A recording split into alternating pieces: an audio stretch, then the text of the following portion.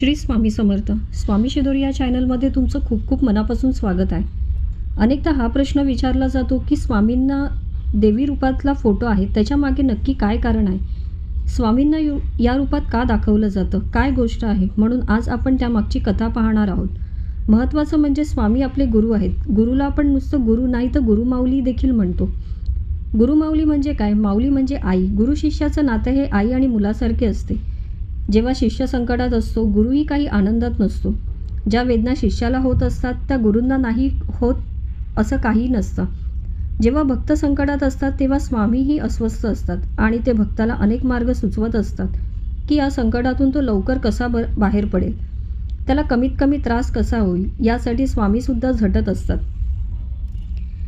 एकदा स्वामी भक्तांना माता अन्नपूर्णेच्या हातून जेवण खाऊ घालतात. ती गोष्ट काय? एकदा स्वामी आपल्या भक्तांसोबत कोन्हाळे नावाच्या गावाजवळ एक जंगल आहे त्यातून प्रवास करत होते. भर दुपारची वेळ होती. सगळ्यांना खूप भूक लागली होती. स्वामींनी सकाळपासून काही खाल्लं नव्हतं आणि त्या भक्तांनाही खाऊ दिलं नाही. दिवस मावळायला आला होता. भक्तांना खूप भूक लागली होती.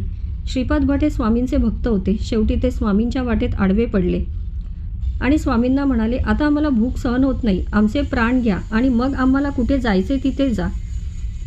स्वामी तिथे जवळ असलेल्या आंब्याच्या झाडाखाली जाऊन उभे राहिले. इतर भक्तांनी आजूबाजूची जागा साफ केली. माणसांनी जाऊन पाणी आणले. रात्र व्हायला आली होती. सगळ्यांना भूक लागली होती. त्यामुळे त्यांनी स्वामींना विचारले, तुम्ही काही खाणार का? स्वामी म्हणाले, तुम्ही सगळे खा, म्हणजे मी खाल्ल्यासारखं होईल. आता इतक्या रात्रीची वेळ, जेवणाची व्यवस्था होणार तरी कशी? तो प्रश्न स्वामींना देखील विचारला. तेव्हा स्वामी म्हणाले, पलीकडे मळा आहे, तिथे जेवण मिळेल. भक्तांना प्रश्न पडला, तिकडे कोणी काय वाढून ठेवले असेल? पण श्रीपाद भट यांचा स्वामींवर प्रचंड विश्वास होता. ते काही भक्तांना सोबत घेऊन मळ्याच्या दिशेने निघाले. तिथे गेल्यावर बघता तर काय चमत्कार! एका झाडाखाली एक बाई उभी होती. त्यांनी तिला विचारले, इथे जवळपास कुठे जेवणाची सोय होईल का? ती बाई म्हणाली, बघा ना, आमच्या गावातील काही माणसे आज इथे जेवायला येणार होती, पण अजून कोणी आलंच नाही. मला प्रश्न पडला होता, इतक्या जेवणाचं मी काय करू? बरं झालं तुम्ही आलात. आता हे सगळं तुम्ही घ्या आणि खा. तेव्हा श्रीपाद भटांनी विचारले, ताई, इतक्या रात्री तुम्ही इथे काय करता? त्यापेक्षा तुम्ही आमच्या स्वामींना भेटायला चला. ती बाई म्हणाली, तुम्ही पुढे जा, मी येते मागून. स्वामींना सांगा माझे नाव अन्नपूर्णा आहे. ते पुढे चालायला लागले आणि मागे वळून पाहता तर काय, ती बाई आसपास पण नव्हती. सगळे तिथे स्वामींच्या इथे परत आले. सगळ्यांनी छान जेवणाचा आस्वाद घेतला. तेव्हा कोणीतरी स्वामींना विचारलं, ती बाई कोण होती? तेव्हा स्वामींनी सांगितलं, आमच्याच कुटुंबातील होती. स्वामी म्हणाले, ती दुसरी तिसरी कोणीही नसून अन्नपूर्णा होती. स्वामींनी आज अन्नपूर्णा मातेच्या हातून खाऊ घातलं आणि आपण अविश्वास दाखवला.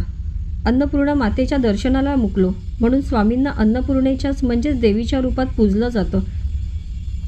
याच्यामध्ये घ्यायचा बोध असा की श्रीपाद भट जे होते त्यांचा स्वामींवर प्रचंड विश्वास होता.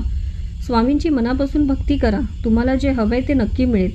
स्वामींनी आपल्या भक्तांना वेगवेगळ्या रूपात दर्शन दिले. तसेच त्यांनी माता लक्ष्मीच्या रूपातही दर्शन दिले. स्वामींचे करुणामय रूप, दयाळूपणा, मातृत्व, ममत्व स्वामींमध्ये उठून दिसतं. स्वामी तुमची सगळी इच्छा पूर्ण करो. आजचा व्हिडिओ आवडला असेल तर लाईक, सबस्क्राईब नक्की करा. श्री स्वामी समर्थ.